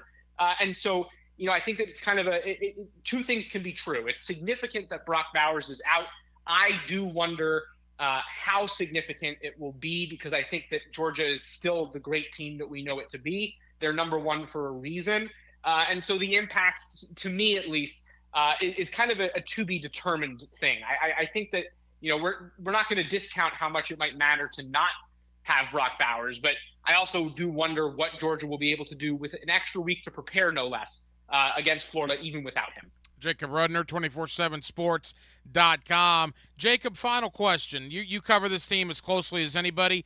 Billy Napier, I've watched all his press conferences. I've seen him talk to the media and the videos that are put out there online. He looked as happy to me in the post-game interview on the SEC Network and in the post-game press conference against South Carolina as he's looked in quite some time. I mean, what do you think that win on Saturday there in Columbia against the Gamecocks meant to Billy Napier? I mean, I think it was everything to Billy Napier. I was telling somebody earlier today even that, that's a win that you could easily chalk up to be Florida's best of his tenure. And I know that there was a win last year to open the season against Utah, and at the time that felt monumental, but I think with the power of hindsight, there's a degree to which it feels a little fluky. How many times, if you were to replay that game 10 times over, does Florida win it if everything goes the same up until a pass from the 4-yard line in which Rising throws into triple coverage and gets intercepted? Not to mention, Florida then goes on to be 6-7 throughout that season, and it kind of knocks the value down a little bit of a week 1 win. Then you look at a team like Tennessee this year, which, again, great win, but not a great Tennessee team, a team that has had struggles in the week since. Big, but I don't know how big. This, to me, felt like a momentum changer. This was a jumping off point. Florida had some serious road demons that it needed to exercise prior to this contest. 1-7 on the road is no joke. That's a reasonable sample size for sure. And so to kind of get that off your back a little bit and secure this win going into a bye week, and to do it by hitting on deep passes and looking offensively competent, if not even very good, and to have your playmakers, do things that we really haven't seen so far under Billy Napier. To me, it felt so significant, and it must have taken a weight off of Napier's shoulders. I mean, this is not only the head coach of a team that hasn't necessarily been too impressive over the last year and a half, this is also the offensive coordinator of that team. And so for his team to go on the road and to secure a big win over a squad that gave them a real fight, had them down 10 until late in the contest, and to do it with an offensively sound game plan that worked from minute 0 all the way through, the end of the contest, it was just so significant. And so his happiness and pride, in my opinion, was warranted. And frankly, it was good to see.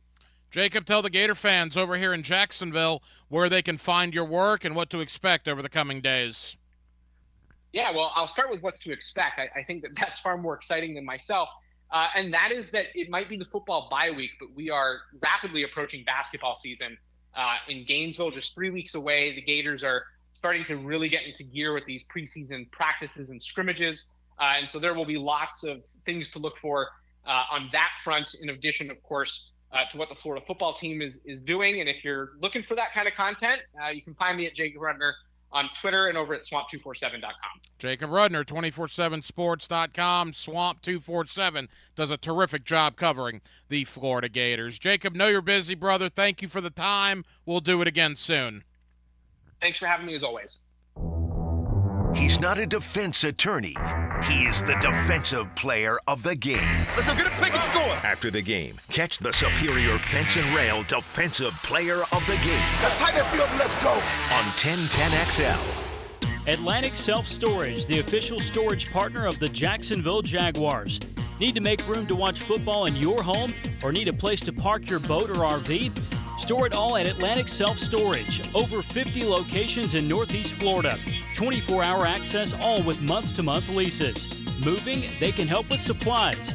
They make storage easy. Go to AtlanticSelfStorage.com or call 877-WE-STORE to find a storage solution near you.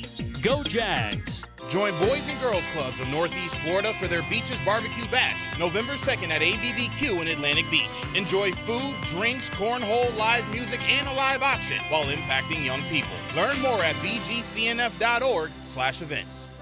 Hey sports fans, it's Hayes Carline for QC Kinetics. The future of joint pain relief is here. It's QC Kinetics, advanced regenerative medicine. This is amazing stuff. If you've been told more steroids or surgery are your only options, don't be so fast. Get a second opinion and learn more about how you can harness your body's own healing agents to attack that joint pain. You've got to go see QC Kinetics. You can call to set up a free consultation at Mandarin or Ponte Vedra locations at 904-274-5522. Again, 274-5522. Imagine living your life this fall with no more pain in your knees, your hips, shoulders, back, with no drugs, no downtime, and no surgery. Look, life is about motion, and QC Kinetics is giving people their lives back with these all-natural treatments. Again, give them a call. 904-274-5522. That's QC Kinetics. Since 2014, there's been only one official home builder of the Jaguars, Dream Finders Homes. With quality-built homes and a speedy move-in process, we're in 20-plus communities in the best locations across Northeast Florida. Dream Finders Homes is everywhere you want to live. So get off the sidelines, Jags fans, and get into the game. Let Dream Finders help you navigate your home purchase and offer great interest rates. Visit DreamFindersHomes.com for all your move-in ready homes and step up your game. This is Dr. Kevin Murphy with Southeast Orthopedic Specialists, congratulating 1010XL Scholar Athlete of the Week. Kimberly Carr, senior track and field athlete at Baldwin High. Kimberly takes part in cross country, weightlifting, and varsity track and field. She's also a member of the National Honor Society. Are spooky plumbing problems haunting your home this Halloween? Don't be scared. Call Duck Duck Rooter, your ghost-busting plumbing heroes. Hi there, I'm Brian, your friendly plumber. Is your toilet making ghostly groans, or is your sink dripping like a vampire's fangs? Don't let plumbing problems give you the heebie-jeebies. Call Duck Duck Rooter at 904-862-6769 and chase those spooky issues away. Duck Duck Rooter, because even plumbing nightmares deserve a happy ending. Quacktastic service guaranteed. Ever wonder how you can transform your living spaces into captivating works of art? At First Coast Lighting and Fans, they offer a huge selection of high-quality products to match your desire for elegance, quality, and uniqueness. Visit their showroom on Phillips Highway at the Avenues and step into a world of quality without compromise. Discover the difference that locally owned expertise makes and let them help you experience the transformation from average to extraordinary. At First Coast Lighting and Fans. Malfunctions in your electrical panel can lead to hazards like fire or power outages, leaving your home at risk. So leave it to the pros and Mr. Sparky.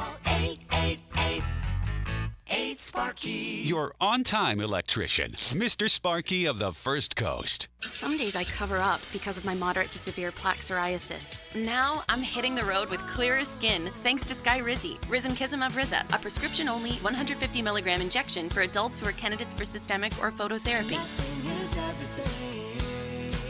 With Skyrizi, 3 out of 4 people achieved 90% clearer skin at 4 months. And Skyrizi is just 4 doses a year after 2 starter doses.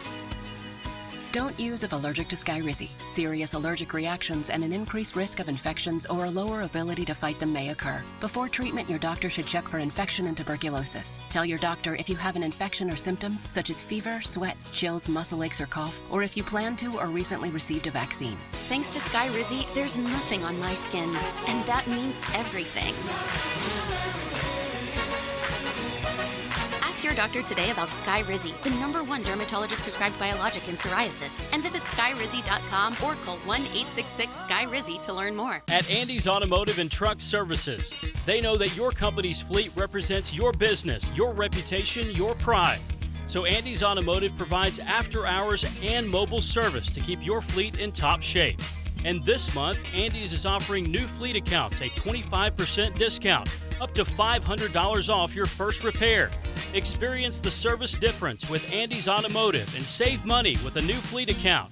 Visit their team online at andysats.com. 1010XL is presented by Farah and Farah, the official personal injury law firm of the Jaguars, protecting you and your family. Call 396-5555. Jacksonville. Let's ring up another guest on the All-Pro Roofing phone line.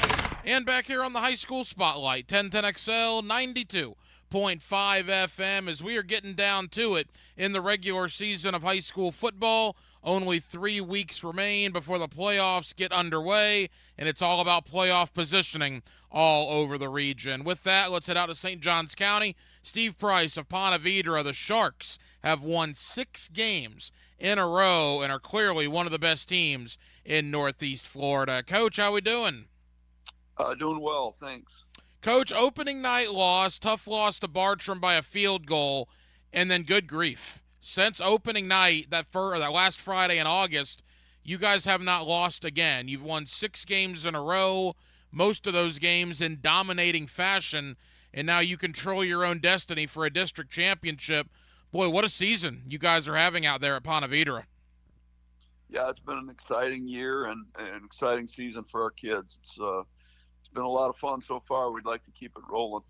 Coach, look, from summer conditioning, you go back to spring drills and even back as far as, I guess, January and February when you started this journey. Did you have an inkling that you guys might be pretty good here in 2023? We did think we were going to be a good football team. We've played with some young kids the last couple of years, and it's a great senior class now. And, we did feel like we had the makings of a really good football team. And our kids have been very, very hungry. There's a great desire to be the best they can be and to be great. I think that comes from, the families in the Ponte Vedra area. And they had our guys had a great off season. It was, they were committed, they were consistent. And so obviously we're incredibly happy about where we are, but I wouldn't say we're very surprised by it. Steve Price is the head coach of Ponte Vedra, 6-1 on the year, winners of 6 games in a row. They take on Orange Park this Friday. Coach, you were obviously very established over in the Tallahassee area. You come over here to St. Johns County. Just talk about that transition, Coach. Maybe differences, similarities between Leon County football and what we have over here in Northeast Florida. Yeah, we love it here. My wife and I live in St. Augustine now, and we've always loved this area. Obviously, we knew about Ponte Vedra football. They've played really good football at our high school for a long time. And so just the transition was exciting for us. My son was a sophomore at the time when we moved over. I think he received an unbelievable education at Ponte Vedra High School. He's now a student at Colgate University in upstate New York, and we credit the education system in St. Johns County for a lot for that. So it's been great. The people at Ponte Vedra, the Booster Club, the youth football in our area, all of those things really work together to be a great situation for a high school football team. Coach, looking at your scores, looking at your record, obviously you mentioned 6 games in a row. And in today's day and age, so much credit is given to the offense, right? The offense sells tickets. The offense gets on the highlight reel. And you guys certainly have a great offense over there. But I want to take a moment to talk about your defense. You guys get after it there at Ponte Vedra. Your defense is probably one of the best in the entire area. Those guys have had a superb season to this point. Yeah, they really have. And I've done this for a while, and it seems like it's getting harder and harder to play defense. With the restrictions placed on us and it's just, there's things that you can't do anymore that you used to be able to do to help you on defense. But Our kids have pursued to the ball well. They've tackled well. They're incredibly passionate about what they do. Just a great group of kids for sure. It's been a joy to watch them come together and really play hard and play for each other and play for our community. Steve Price is the head coach of Ponte Vedra. They take on Orange Park on Friday. They are winners of 6 games in a row. All right, Coach, the Orange Park game, certainly everybody in my line of work is looking ahead to you guys and what Nice, right, which will be for a district championship for you certainly, could potentially be for a district title for Nice as well. But first things first, you have an Orange Park game coming up on Friday night. What about Orange Park, and what do you like about that matchup? Yeah, well, I think they're a very talented football team. I think their staff has done a great job over there. I think they're well coached and they know what they want to do, and they execute well. They've played some difficult football games. They've played some tough football teams. They played Nice in a competitive game. Nice pulled away there at the end, and they played a very good Lake City team recently, but then they beat Ridgeview quite handily last week. They're a talented group. It's going to be a great. We feel like we need to continue to play and continue to get better every single week, and that's the measuring stick that we have. Is did we improve from one week to the next? So hopefully we'll continue to do that. We do have a big game looming on the horizon, but we're not even talking about that one. We've got to focus on what we're doing this Friday night. Coach, as we wrap up, you and I talked about this last Friday on the post-game show. The St. Johns County public schools, I mean, it's ridiculous, right? You look at what Bartram Trail has accomplished in the past, and they're obviously very good again. St. Augustine is ridiculously good this year. Creekside, you guys are outstanding. Nice is having a good year. And then even the new kids on the block, right? Decoy Creek, who you played last week. Beachside has won 6 games in a row. I mean, St. Johns County football, Coach, one of the best counties for football, I would have to think, in the entire state of Florida.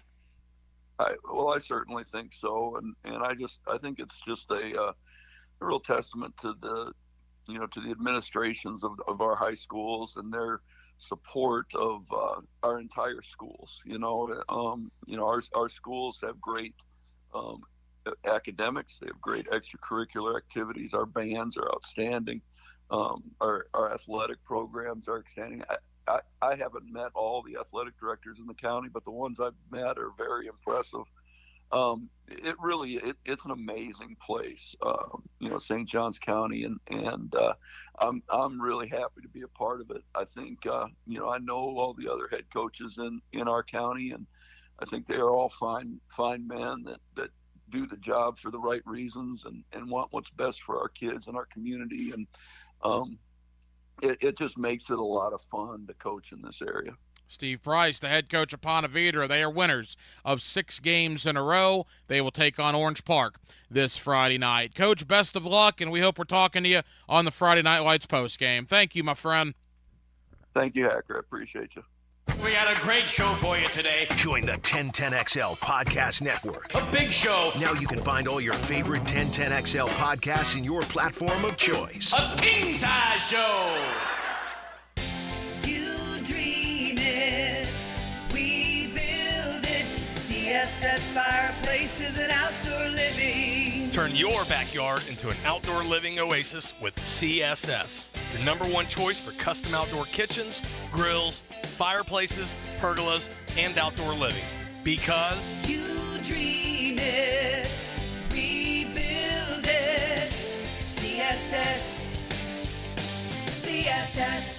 Hacker here, and look, football season is in full swing, and no game day setup is complete without the Sausage Dude sausage. I'm a sausage guy, and the Sausage Dude sausage is the best sausage I've ever had. Try their 4 terrific flavors, including Polish, Hungarian, beer bratwurst with jalapeno, and my personal favorite, the Italian today, by picking them up at any Publix in the Jacksonville area. Football and sausage, it's a winning combination. Go get the Sausage Dude sausage at any Publix in the Jacksonville area right now.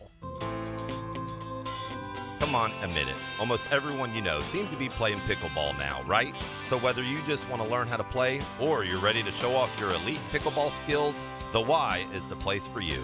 Visit our brand new McGuire Family Pickleball Center at the Brown Family YMCA in Ponte Vedra Beach.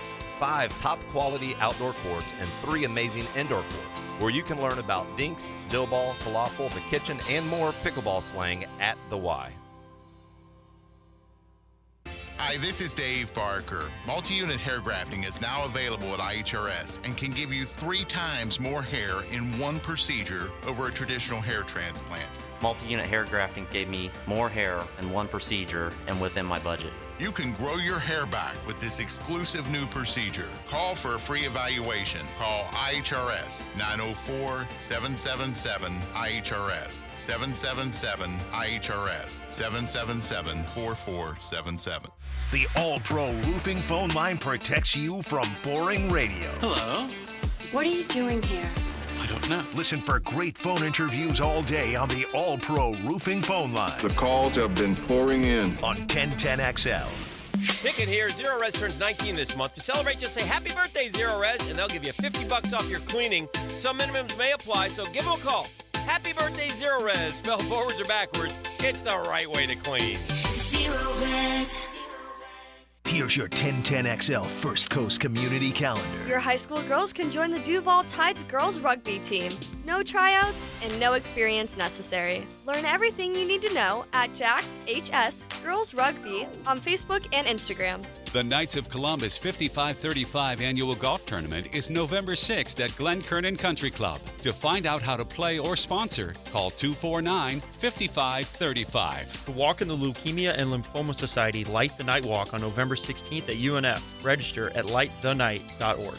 Canines for Warriors provides veterans with lifelong companions in one of their highly trained service dogs. If you know a veteran who could benefit from a companion or simply want to support, visit caninesforwarriors.org. Your love can give pets a purpose. To adopt a loving animal from the Jacksonville Humane Society, call 725-8766. If you're involved in a community event and you'd like us to help spread the word, find out how at 1010XL.com. Men suffering from ED or PE, you'll see instant results on your first visit at Prime Men's Medical Center. For a limited time, your initial consultation and first treatment are totally free. You'll even get a gift that enhances performance in the bedroom. Call 904-664-8217. You know, real estate research right now says housing prices are still rising slowly and inventory is still below historical averages. That means if you think your home right now is unsellable or there's a host of problems, then you haven't met Chad and Sandy, who will make sure those problems become promises. Chad and Sandy are the only real estate experts we trust and recommend with the sale of your home.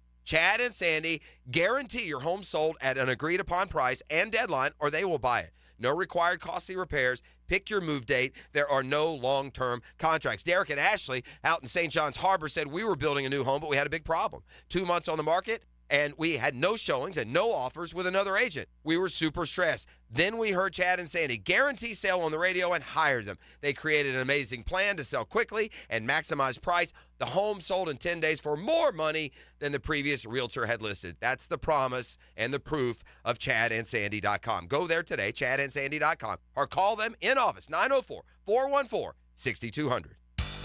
Jacksonville Orthopedic Institute is the sports medicine leader in Northeast Florida. We're proud to be the official sports medicine provider for your hometown teams, including the Jaguars, Sharks, Axemen, Armada, and the Jumbo Shrimp. We have the most cutting-edge resources for sports medicine care, including Active Armor casting, Alter-G anti-gravity treadmills, and highly trained physicians and athletic trainers. JOI is truly where the pros go, and so should you. 1010XL is presented by Farah & Farah, the official personal injury law firm of the Jaguars, protecting you and your family. Call 396-5555. Jacksonville. Let's ring up another guest on the All-Pro Roofing phone line. And the high school spotlight rolls on. 1010XL 92.5 FM. Boy, what a busy week it is with the Jaguars playing on Thursday. There's actually a couple of good high school football games Thursday night as well. And then obviously a full slate coming up this Friday. With that, we welcome in my friend Justin Barney of Channel 4. He's always kind enough to join us here on 1010XL. Justin, how you doing? Not too bad. Justin, appreciate the time as always. All right, man, a couple of district championships decided last week. Let's begin with Lake City, Columbia. A slow start for Columbia, but wins over Orange Park, a win over Middleburg, and you have the non-district win over Bowles. Boy, Columbia really picks it up over the last few weeks, and they're now a district champion. Yeah, not to, you look at that start and you say, man, Columbia, tough. 4 losses, not that impressive, but you got to look at the teams they lost to. Buchholz, undefeated.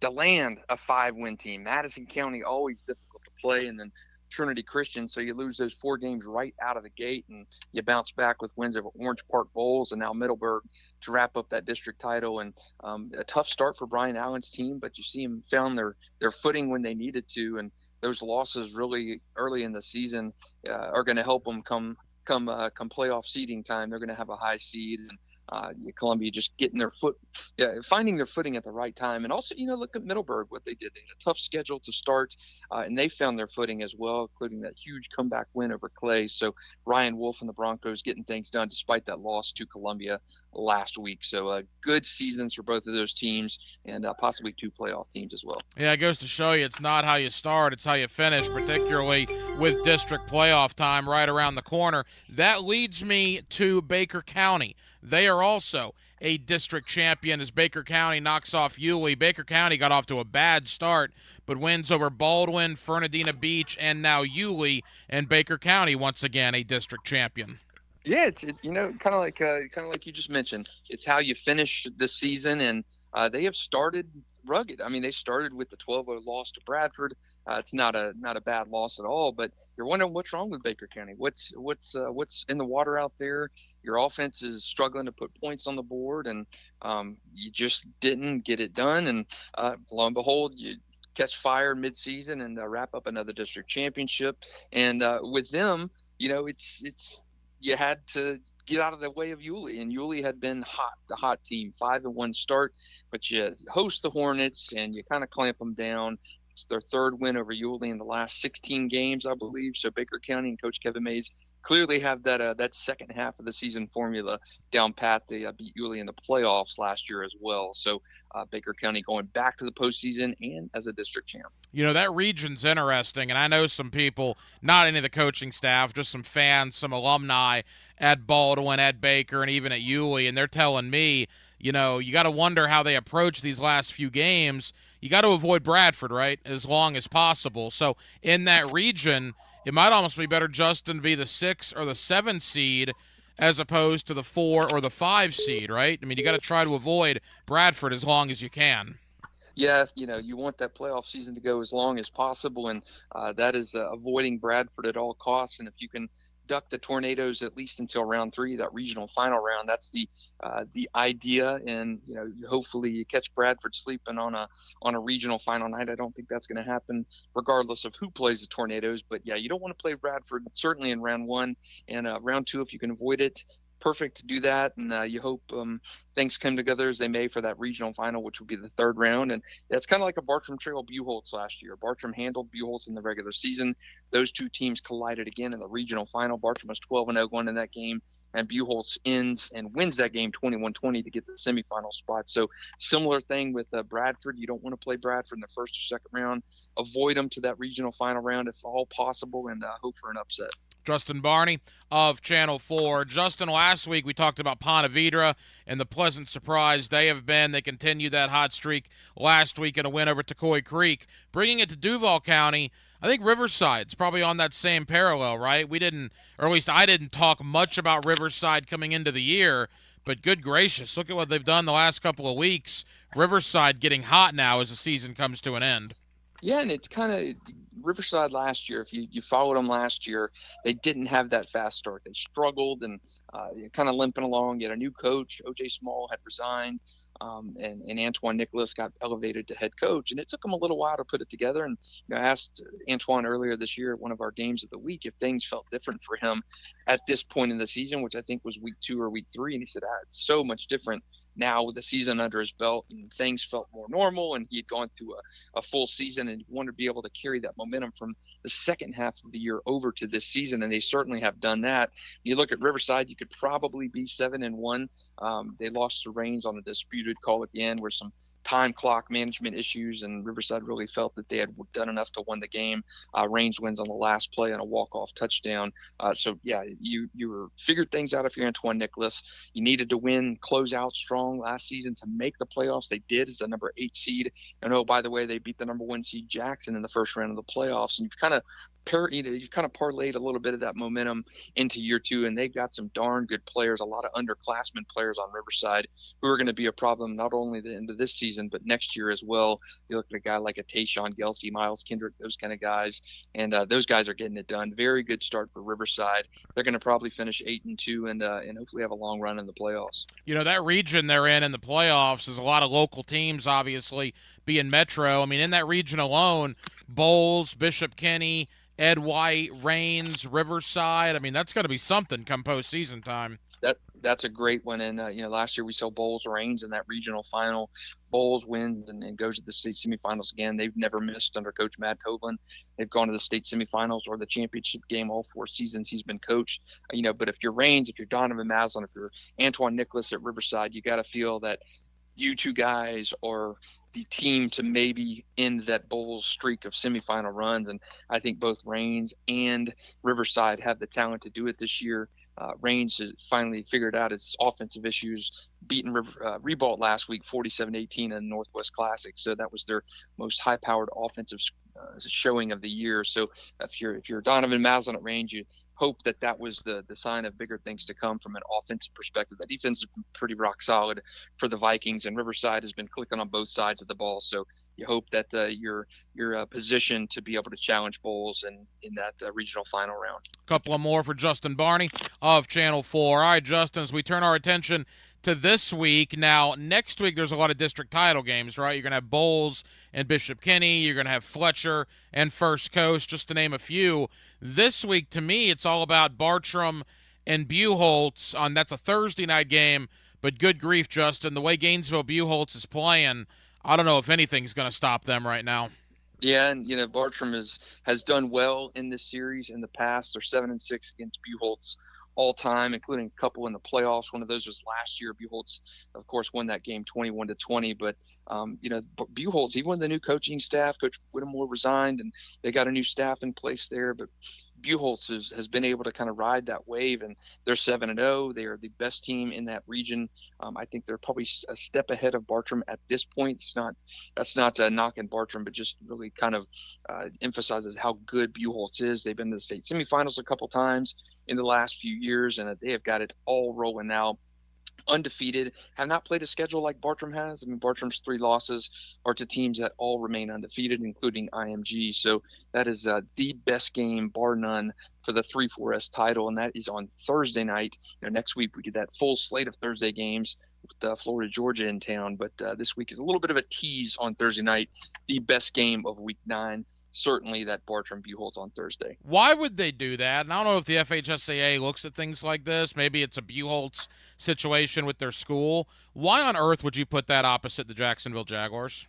Yeah, it just has to do with the field down there in Gainesville, and with Gainesville being the host team, or Buchholz being the host team, that's a shared facility down there. So they've got to flip-flop week to week with other teams. Gainesville, the Purple Hurricanes as well, hosting on Friday night. So that's the reason for that Thursday game. So Bartram's got to head down there. I don't think this would be a Thursday game in Jacksonville or St. John's if it was being held up here. Final moments with Justin Barney of Channel 4. All right, Justin, aside from Bartram and Buchholz, give us one or two others you're really looking forward to on Friday night. It's a lean week. It is not a good week of games. We have a lot of teams on byes this week. District games next week are really kind of the headliners. So teams want to take that pre-district championship game week in a sense off. And that's why we got quite a few of just dud games this week. But I like I like the Bradford game. They're hosting Lecanto. That should be a good one. Oakleaf going to Madison County. Of course, those two more out of our area games. Our game of the week is Fleming Island at Creekside. Creekside coming off that loss to Bartram Trail. Fleming Island on a 5-game losing streak, so they're playing for pride at this point. The one I like the most, I think, out of that is that Bishop Kenny Middleburg game. Ryan Wolf and the Broncos have seemed to figure some stuff out. And obviously Bishop Kenny bounced back big after a big loss to Ponte Vedra last week with a win over Episcopal. So they want to stay hot as they prepare for that bowl showdown next week. And, of course, you'll hear that Bishop Kenny Middleburg game right here on 1010XL. Justin, leave us with this. The Jaguars, 48 hours from now, are on the field in the Dome in New Orleans. Injury problems galore for both teams. The Saints are very banged up as well. What do you make of this early week, and what are your thoughts on the game Thursday night? I think if it was a Sunday game, we wouldn't be talking about Trevor's knee injury, but this so happens to be it's a Thursday night game. It's on turf, which has been unforgiving. You kind of flash back to the Aaron Rodgers and the Achilles strain or the calf strain, and then he goes out in first game of the season on turf and pops his Achilles. So you don't want to see that with Trevor. Wouldn't mind to see him sit out this week if he's not full strength. To get injuries in the offensive line, I think it's going to be it's a low scoring type of game this week, 24-17 Jags. But I think it's going to be a game you want to just get through. It's going to be a tough week. But Doug Peterson's 7-0 on Thursday night games, so we'll see if he can keep that streak going. Yeah, of course, after the Jaguars play Thursday, they only have one game in the next 24 days. They play Pittsburgh on October 29th, and then they don't play again until after the bye. Justin Barney of Channel 4, he's always with us here on the High School Spotlight. Justin, I know you're busy. Thank you, brother. We'll do it again next week. Take care, Hack. Thanks for having me. Now, today's takeaways, brought to you by Key Buick GMC, where our family dealership has been helping families buy vehicles for over 50 years.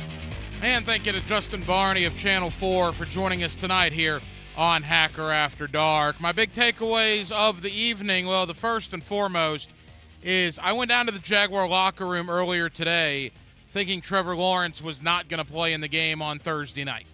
I left the Jaguar locker room about 90 minutes later, now thinking he is going to play on Thursday night. I was not told anything. I was not given any inside information.